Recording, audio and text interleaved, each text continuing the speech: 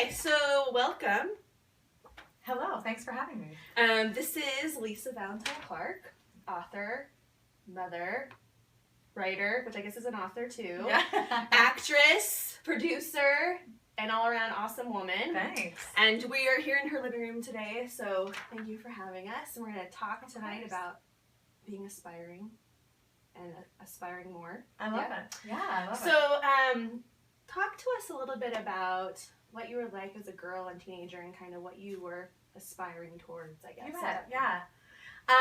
When I think of myself as a young woman, I was very hyper, talked a lot. It hasn't changed. And it hasn't changed. Not like I wish I could say I've come so far. I just wanted to laugh all the time. I really goofy. I was kind of a late bloomer, so I stayed really little, while all my friends kind of seemed to mature and things like that. And I think that had a lot to do with, my development as far as I'm just always trying to catch up with everyone else around me. I was a really good student. I was very serious about school. And where did you grow up? I grew up in Lincoln, Nebraska. Great place to grow up. Love it. Middle America. Yeah. Highly recommend it. Yeah. So when you were a teenager, what did you think your life would be like? When I was a teenager, I was one of the only Mormons, where I grew up and stuff like that. So that was a distinguishing characteristic. So when I thought about what I wanted, I always thought I would get a college degree and get a career and probably go to graduate school and get married and have a bunch of kids and just sort of live the dream. I mean, I was very, very optimistic always. I just thought the world was open to me, especially as a teenager. I could do anything. What was it like being kind of the only Mormon? Not kind of, but Yeah. the only. Well, it was good and it was bad because on the one hand, I can see all the positives because that was my distinguishing characteristic, right? Everybody knew that about me. Oh, right. Yeah, that's that Mormon girl. And it set me apart as being different because I didn't smoke or drink or, all the other don'ts. Right. And so when you're a teenager and everyone's sort of experimenting and they kind of see if you're going to and you sort of don't in that regard and all things teenager-y, it made me stand out and be different, I think, which was good because then I got sort of comfortable just kind of being odd man out.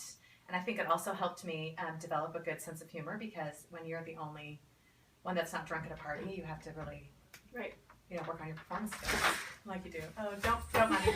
We are having a live interview right now. This is my husband. So welcome. Just wait. So welcome. It's being broadcast now. This is the. So is it live? Yeah, it is. Oh. We're live. Christopher Clark. What are you ladies and interviewing gentlemen? for? We're aspiring women. Aspiring Mormon women? Yeah. That's you. Well, thanks. She's definitely aspiring high. Just I know. wait. Just wait. What's up? It's Dr. Christopher Clark. Hi. In the house. I'm Brother Carrington. Nice. Yes, the wife of, the husband of, yes. Yes. So, grew up in Nebraska. Yeah. And then you went to BYU. Yes, I did. So, talk a little bit about why you chose to go to BYU and then your experiences there. Yeah, you bet. Well, I went to BYU because I thought it was a good school. My parents had gone there, and I really wanted to be around Mormons. I wanted to see what that was like. I wanted to see what it was like to date Mormon boys, and to have Mormon friends, and to sort of have that Mormon experience that I always felt like I never had as a teenager. All these, huge tri-state dances and stuff, and it would just blow my mind to think, what would that be like? Because that just wasn't my experience. And also, I just felt like, it was a good school, and if I, graduated from there, that it would really look good on a resume somehow. Yeah. So you majored in English? I did. And why did you pick that? Well, when I first came, I majored in biology because I thought I wanted to be a doctor. I laugh about that now because I wanted to be a brain surgeon when I was Did you? little, Oh, there you go. Yeah. And then I took a couple biology classes and I liked them, and I thought about maybe doing research because I loved genetic coding and science fiction. I really like that. But then I realized that all the classes that I was dying to take were all these literature classes and language courses, and so I thought, well, duh. I'm just going to take all the classes I really want to, which makes me an English major by default. Right. So you never thought this is not very practical, or? No, because the alternative, because all the people that I would hang out with, including Mr. Clark up there, they all like were theater majors to me, which was totally impractical. And theater, in my mind, at 19 was totally practical. I know. What is my problem? I know. My parents encouraged us to have like a strong liberal arts education, and they really messed that one up. Well, I have an English degree too from BYU. So when were you there? I graduated in '95. So, okay, so you were there prior to me. Yeah, I'm an old lady. You're not old. You're not old. Okay, so talk more about what else you were at. You found the Garens? Well, no, I auditioned for the Garens. Okay. Eric Snyder founded it, and then he left on his mission. And then when he came back, I had auditioned and made it. And so that was like probably one of the best experiences that I had at BYU, hands down. It was so much fun. Met the greatest people. Had performed every Friday and Saturday night doing improv and sketch comedy, and just laughed my way through BYU. It was really fun. So what prompted you to even try out in the first place?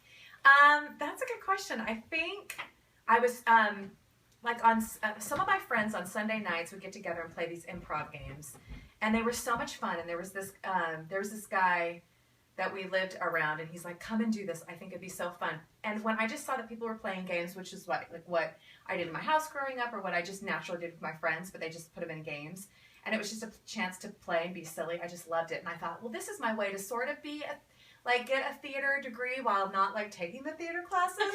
Do you know what I mean? While being practical and taking the English ones. Such a nerd. But I loved it. And so that's what I did. And then I had all those people, and they're the ones that gave me the confidence that said, because I remember Lincoln Hoppy was in charge of the Garens after when Eric went on his mission. He was like, you should audition. And when he said that, I was like, oh, I'd never even thought about that. So then I did. And I had the best time. It was so great. And I was the only female on the troupe for 2 years. So what was that like? I didn't like it. It always bothered me that everything was so... I mean, I loved the Garens. We had a lot of fun. And if it bothered me enough, I can just hear Eric Snyder in my head going, well, then you should have written your own sketches. And it's true. I should have. But at that time, I was going to school full time and trying to, figure that all out. But it bothered me that there was so much comedy that happens just between women that we couldn't explore there. Right. Especially comedy about women at BYU. Yeah, right? exactly. Like, no, totally. So, you would always play the wife or the girlfriend or whatever. You were in those roles. But, I mean, we still had fun, and the improv, you could do anything. But I think that was the impetus that really got me to, when we started the Thrillionaires, to have it be really female-driven, which was really exciting to me. Yeah, so speak more about that. So you were with the Garens, and then you graduated from BYU, and then had a couple kids, still did the Garens, and taught school full time. Because Mr. Clark came into the picture when? Yes, he came into we got married in 1995, so right as I was getting into the Garens. So that was great. And then, and I taught school for a couple of years, and then, Christopher, seriously, we're doing an interview. Oh my gosh, he comes in with pita chips. And didn't even offer me any. Yeah, so rude. Maybe you could just go upstairs in your room for a little bit. Oh my gosh, I was so worried about the kids coming back from their piano lessons. Little did I know that it would be Chris Clark. No, so I taught school, and then I had my son and wanted to stay home with him, and so did that. But still performed with the Garens. It was great. And then we went to England when Christopher got his master's degree, and when I came home, I was just itching to do. I was pregnant with my third child. But just itching to do something, improv, again, and to laugh like that and just sort of have that, I don't do bunco, I don't do scrapbooking, other sort of, people would find, no quilting, all those things that people are like, this is my creative outlet, which I'm not dissing at all, but it wasn't you. It's not me, and it's really hard when you want to do a hobby that not everybody does, because then you can't. You can't do it by yourself, in front of the mirror. Well, I mean, you can, and I guess you could. Weird.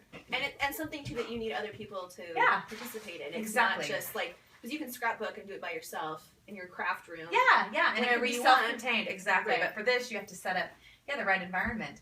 And I had a friend who was running comedy sports, and I went there, and here I'm 7 months pregnant with my third child, and it's a bunch of 20-something single boys, and I get on stage and I'm like, oh, you don't want to play, you just want me to be the wife or the mom, you know what I mean? And I would, because I'm a strong personality on stage, I would try to fight, to lead it, and I just thought, this isn't fun when it's a fight. And that's when I realized, I mean, improv is 90% who you perform with. So that's why it was so great. Fast forward about a year when some friends and I, Haley Smith, McLean Nelson, Brett Merritt, and Jake Swazo, decided to start the Thrillionaires.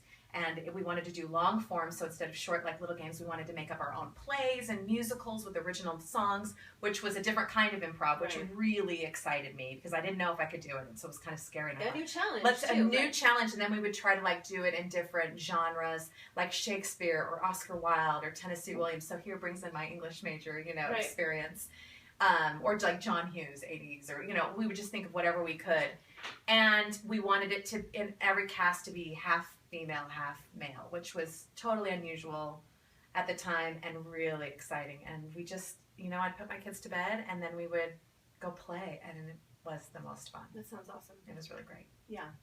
So, are they guys still doing the Thrillionaires? I don't even know. Well, yes and no. I mean, we played. So once it was Beehive, this movie was made by Carrie Carrington. Yes. Was our continuation of our dreams. We started the Thrillionaires. It'll be 10 years in January. 10 years ago, and we always wanted to do a movie or something. So this is our first film together. And you wrote and produced. Yes. Once I Was a Beehive, which I saw a huge billboard for it. Yeah. Driving down and I'm a Californian. The 15. The 15. So it's coming out on DVD soon, and really had great success too. Yeah, yes. we've been very excited that it's still in theaters now, and it's 13th week. So that's really amazing. So it's amazing for an independent film. So we're really proud about that. I saw it. Thanks for going to see it. Took my what would I call her? My dad's cousin. So she's my cousin. Oh yeah, right? Sure. Well, she's a little older than me, and we both just laughed and laughed. So spot on. Awesome. Yeah, thanks. really Thanks for going. I appreciate it. Yeah. So well, you got to support independent film. Absolutely. Absolutely. Having just moved from Los Angeles, I have a lot of actor friends, so I totally get it. I totally get it. So let's see. So in between though, the Thrillionaires and Once I Was a Beehive, you had some other projects you were involved in. You wrote a book. Yes. And you also had an internet web series. Yeah, a web series. I guess that's redundant. Internet. No. Sketch comedy. Hey, listen, we're digital, immigrants internet, here. web. Internet, yeah. So talk a little bit about that. So you moved, you bet. What inspired that, and well, it's just interesting, as how things, every job just sort of leads to a different job or a different contact or just wanting to play, or the Thrillionaires. So after doing the Thrillionaires, you meet a lot of people and play with a lot of people, and then at the same time I was teaching a class online and had to interact with students online. And so when I was there doing coursework, I thought, let's do some fun videos to go along with this coursework. If they're just going to click on them, we might as well make them funny. Here's my background for all that. And so that was the first time I'd ever made anything that was going to be digital on that, but that got the bug in me that I really liked that. And so I was just kind of doing that and doing voiceover work. I was doing a lot of voiceover work at that time, just by word of mouth, pun intended. And it was really, really fun, and I liked it. And so then I would get little local commercials or little local roles. And a lot of that was either because of my experience in the Garens or the Thrillionaires. Oh, I saw you in that, so I know you do this. Will you act on this? And yeah, sure. Not knowing, what to do, or someone would ask me to audition. And that's how I got the audition to do this pilot they were doing for BYU TV. And we ended up shooting, and it was really fun, but they didn't pick it up. But because I worked with those producers, then they called and said, hey, we just pitched an idea for a web series for Deseret Book, and we pitched it with you in mind. Do you want to do it? And I was awesome. Yes, I'd love to. So that's how Pretty Darn Funny came to be. And on the second season, they brought me in as a producer and a writer, which was really exciting because I hadn't done that before. And I got some of my Garin friends on board as writers as well, and a Thrillionaire friend. And it was a lot of fun. And that gave me the confidence then just to do a little web series that when McLean, after he did the Saratov approach, and that had so much success, for Haley, my other Thrillionaire friend, to say, let's do it. This is the time. Let's make a movie right now. Well, I don't know, in my own life's the same way. You look back and you see how all these things hindsight is 20/20. It clicked all together. Yeah, sometimes you're oh my gosh, that was a total failure, right? Yeah. That just blew up. Dead end, and then all of a sudden something will open up because you've been in that dead end. Absolutely. You know what I mean? And I think that sometimes, and we were talking about this prior to pushing record, that saying yes is probably the best thing. And we always say tell women to say no because they always say yes. Right. But when I do have that problem. I have that problem too. But I mean, this is a different type of yes. I think, right? Like, well, when you're scared to death, I remember when they were like, "We'd like you to come on as a producer for Pretty Darn Funny," and I was like, "Great, yes, absolutely." Now, what does that mean? Yeah. Now, what does that mean? And why? And what would you like me to do? And so it was great to be able to work with people, and that's why I honestly think, especially like my career is all about like who I work with. Who I work with has made all the difference. So like for Pretty Darn Funny with Jeff Parkin and Jared Carden, if they hadn't come on and showed me, do you know what I mean? Like, no, you can totally do it. You're already doing it. And give me the confidence to sort of walk me through that producer skill, then I feel like that benefited the movie so much that when McLean was like, said, well, I think that, you know, you and Haley should be producers, and I think Claire should, and I just thought, yeah, I think we should too. Yeah. It gave me a little bit more confidence than I would have had otherwise. But it often takes someone else who you trust. Yes, right? Who you trust and who knows kind of be you. that mirror for you that's like, hey, actually, you do have the skills. And I think because I was so uptight, like as a student, I always thought, well, I don't have a degree in film, so I can't do this. I'm not you know. Right. And really, or I don't have a degree in theater. I have a degree in English, so I can write. I feel confident writing because that's where my degree is. Where as you grow up, you realize, well, you can have experience in other things without a degree that teaches you.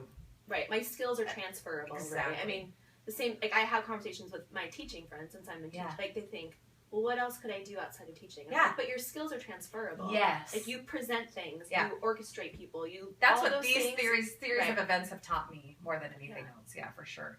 So the book. So then you decided, okay, I'm going to write a book. Yeah. Well, I had a relationship with Deseret Book. Right.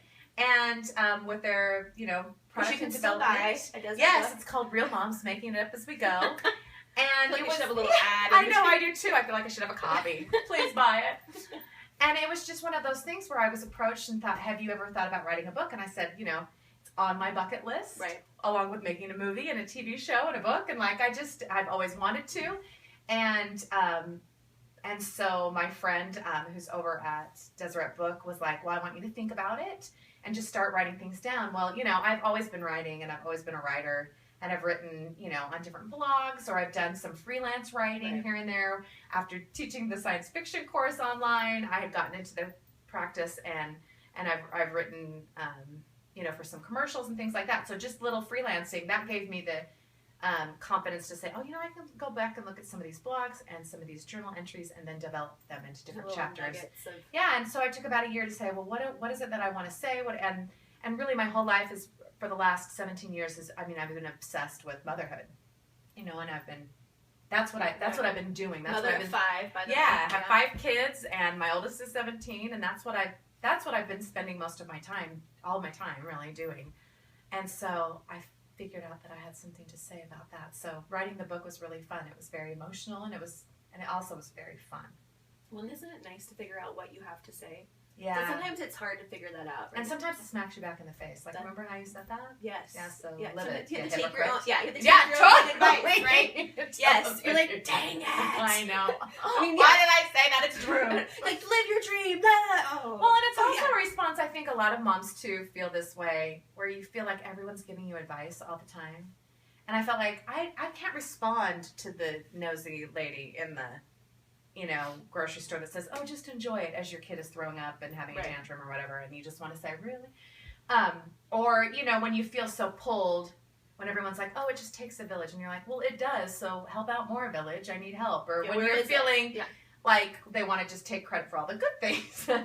and you don't have any way to really respond that into the world, so I thought, well, this is the way to sort of take it, put a funny spin on it, and like, that's my reaction to it, and then I've said my piece. Right. Can have some closure on that. Until the next book. And then also, I have a whole chapter about what improv taught me about motherhood, and how I mother based on my theories of improvisation on stage. There's so many similarities. So that's interesting. I'm gonna have to read that. Yeah, that's how I see mothering. So, you know, because you really do have to just take it as it comes. and every mom's different, and on stage every moment's different. And embracing that on stage is the same thing. Yeah, like in real life, leaning into, not to like continue, the lean in metaphor, no, totally. but like sometimes you really do have to lean into the uncomfortableness of it and the I don't know, messiness, right? And that not just in motherhood, but in life, because sometimes when you like are saying yes to these different paths, you're usually in the middle of it, and you don't have a clear idea of what's going to happen, so you just kind of jump right, you know. And in improv, when you're trying to control the other person or control the narrative or control, it doesn't work. It stops all the action. And for some reason, I didn't get that for a while. You know, like as a mom, I find that every time I want to control my kids or just choose for them, it doesn't work. You know, we're not learning together. And let it go. Let it go. Lean into the flow. Whatever metaphor you want to use. There's so many. I could metaphor all day long. Well, we could together. We could. We could. We should just write a book about all the metaphors. Oh man. So back to Once I Was a Beehive for a second. So you play this young woman's leader, very energetic, chipper. What else would I? Energized. Just intense. Yeah, that's a good word. Intense, organized. Yes, with very good intentions. The best of intentions. Yes. And so what kind of advice do you think that Carrie Carrington would give to her young woman about education and professional paths? You bet. And then how does that differ from your personal? You bet.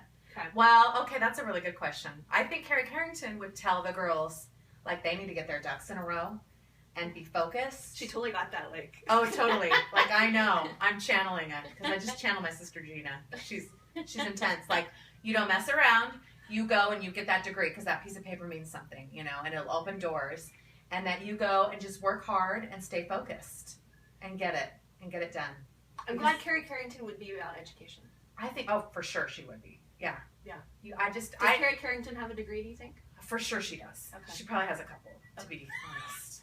I mean, and has like a homemaker certificate. I'm right? sure she does. Yeah, and I'm sure she's always taking. You know, she's one that like goes to Education Week and just takes all the classes. For sure, she's always like learning and institute class, all kinds. Yeah. Of things. For sure. Totally. Yeah, and I don't think that that's too much different than what I would say, other than, you know, because I have a tendency to be like Carrie Carrington a lot, which is very intense, which is great, and that's why I love this character and why I think she's a real person, because I love her. Yeah.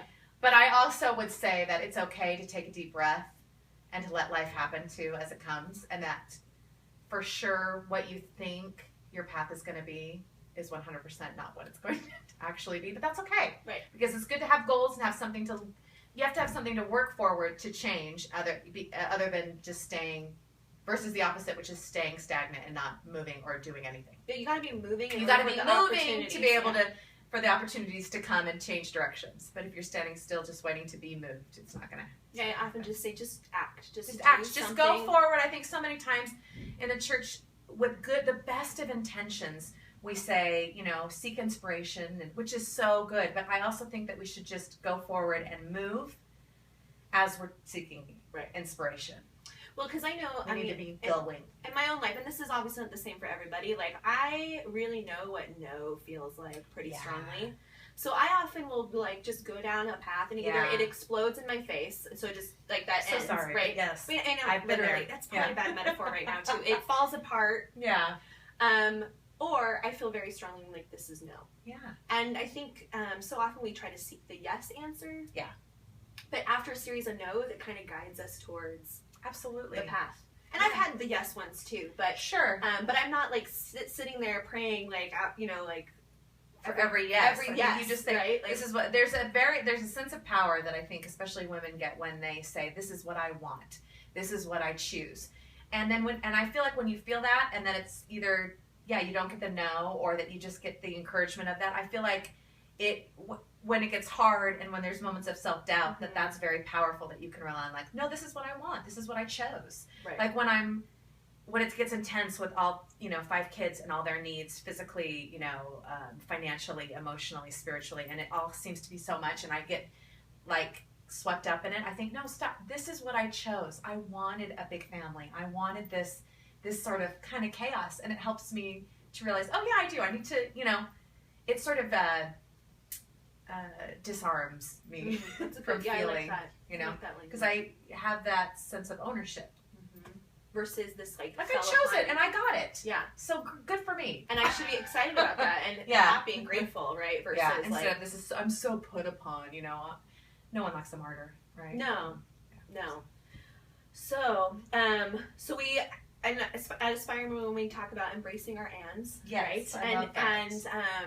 And really talking about how our ands are different depending on who we are, and that sometimes in our lives, right, like we could have more ands than others just based on our circumstance and our needs and wants and what we choose, right?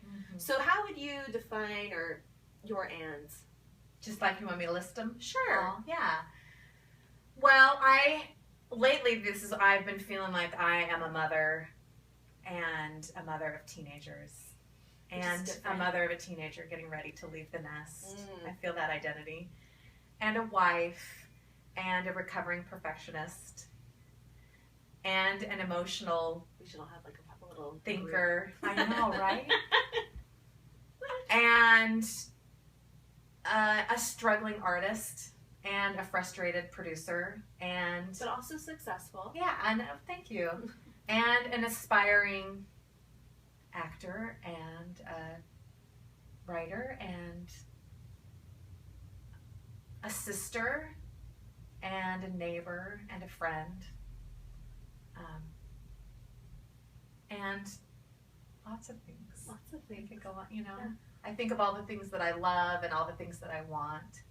And I feel like that is part of my identity too, you know, like the way that I love like words and books and language, and I love people's stories, you know. Yeah. I do. I feel like I'm a lover of stories. I think all the things that I've done by being a mother, a writer, an actor, a producer is all because I want to collect all the stories. So I feel like that's a big one that I identify now, that I'm a lover of stories, and I like that. I think a lot of them can encapsulate in that. Yeah, that's nice. So, to close, Yes. we've talked about all the things you've done. Mm-hmm. What do you still aspire to do? I aspire to do a lot of things. I mean, continuing with the things that you already listed. Yeah, right? I want to continue with those things. I really do. I don't want to abandon any of them. I really want to go into the next phase of mothering with grace and dignity and wisdom and a little bit more calmness than I've had. You know, I feel like you have a baby and it's like, I feel like I'm just catching my breath from having my first baby, and that's been 17 years. And I had like 4 more and he's after that. He, right? Yeah, and he's about 17. To leave, yeah. And so I feel like I want to enter into this new phase of motherhood, with just a little bit more confidence, wisdom, security. Mm-hmm. I want to paint more, and I want to have an art show at some time in the future. I don't know when. I want to paint. Like your own art. Yeah, and I want to learn how to weld metal. That's cool. And do 3D art. I know nothing about it. I mean, other than just what I've researched, but I want to take a class on that or do something like that. And I want to make more movies with my friends. You should. Thanks. I really, really want to, and do more improv. Just to exercise that. That's the most fun thing in the whole world, but it has to be with the right people. No, yeah. You know, and I want to write more. And I want to write another book, and it seems like a lot. And I want to take a really good nap. Like a really restful one. When is that going to happen? I don't know. And I want to travel a lot. So well, the cool thing is that there's still a lot of life to live. Yeah. There is. I feel that way. Yeah. Like sometimes I feel like, so often we feel like we have to have these certain things done by a certain point, right? Like, I mean, I love that you're talking about. I want to learn how to do welding. It's something that you never taken a class on, but some people, I think about it all the right? time. But like, it's not. Sometimes we feel like there's a window to learn new things, and when that window, like when that closes in our minds, like that's it, right? Or I used to think, well, I have to go back to school then and get a degree. No, you can. I just want to learn. Yeah, I just want. Yeah, and learning, I think, is the thing that keeps us alive and passionate. Absolutely. Right. I mean, I think there's. And I agree, and I feel like the anxiety that I feel that my children in the next 10 years are all going to leave the nest. You know, in 10 years, my youngest will be 18. So 10 years is not, for mothering, doesn't seem like very fun, especially when I've been obsessed with it for the last, almost 20 years. And so to combat that like anxiety and like, well, now what? Now who am I? I feel like that motherhood is the most creative pursuit. So that if I have other creative pursuits that sort of not take place of it, because you're always a mother, I get it, but not with the intensity that I feel like that will help me be calm. Well, you can essentially take that intensity and funnel into other endeavors. Yeah, like, and I get that because I have that intensity of Carrie Carrington. I really do, and I'm intense too. Yeah, I just want to do it. Like, I don't know why we're saying it sheepishly. I don't know. You should own it.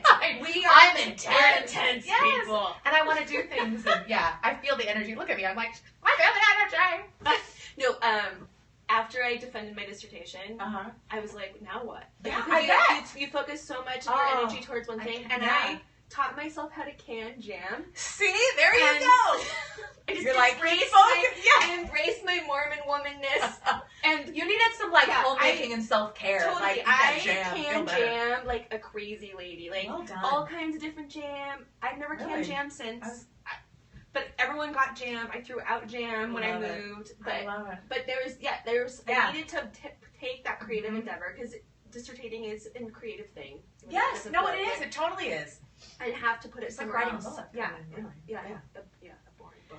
Well, and I feel like I did that. Like, all my kids were going into school, and as they were going into school, that was really hard. So I wrote a book and made a movie. You know what I mean? Like, and I felt like, oh, that's good, because I haven't had time to be like, well, no, now my life's different than it was. You know, instead it's, Close. It works. It works. It works, as you can see. I don't know. Yeah, I'm just having a good time. So. Well, and I mean, doing the things that you're passionate about makes you a better human, better person, better mother, to totally to be in all the different roles that we play. And that's the key, something that you're passionate about, because as a recovering perfectionist, it was really hard for me to go, but I'm not the best. But I'm not the best writer or the best actor or the best producer in the world, so why even try? You know, because that, I have to really push that in my head of going, but I'm passionate about it, I love it, so I'm just going to do it. Instead of having, and not worrying about judging it. You know, before I've even started, or judging, well, should I be doing this? Am I good enough to? And that, to me, no good has ever come of that. Well, so I just recently read Elizabeth Gilbert's, Big Magic, and listened to her podcast, and she talks a lot about creativity, and she makes the point that creativity is not about the act of creating something, is really about the act of creating it versus like the finished product and getting accolades. She's like, you could create something and no one will ever see it, but it's the process of doing that, and that we are creative beings. Like, that is what we're meant to do. I could not agree And I was more. like, yeah. Like, she didn't say it all in our Mormon lingo, but no, it was like, I love it. That's who we are. Such truth. Like, Andy Warhol has a great quote that's basically like, don't spend so much time. I'm completely paraphrasing it, butchering it up, but like worrying about the art, if it's good or bad art. Just let everybody else decide that, and while they're deciding it and talking about it, you just create more art. And I just feel like that's my philosophy. I'm just going to be so busy creating art that the critics, let them figure it out. There will always be critics. Right? There will always be people that don't like the things that you do. And they're usually the ones who are not creating. I think that's a good point. Right? Like, they're the ones who, I think, their criticism and the negativity comes because they want to create, and they're envious of that creation, that you did it. And so that's what I have to remind myself. Like, I don't listen to you, critic, unless you're in the same... Well, the worst critic is the one in our head, too, isn't it? That's true. Yeah. So, it's true. So, this was lovely. This is really fun. Thanks for letting me talk to you. And I'm excited to see what more happens. Thanks. What more you produce and create. I'm really excited for these projects. And thank you. So thank you. You bet. My pleasure. Okay. And now I have to run and I'll distract everyone while you go.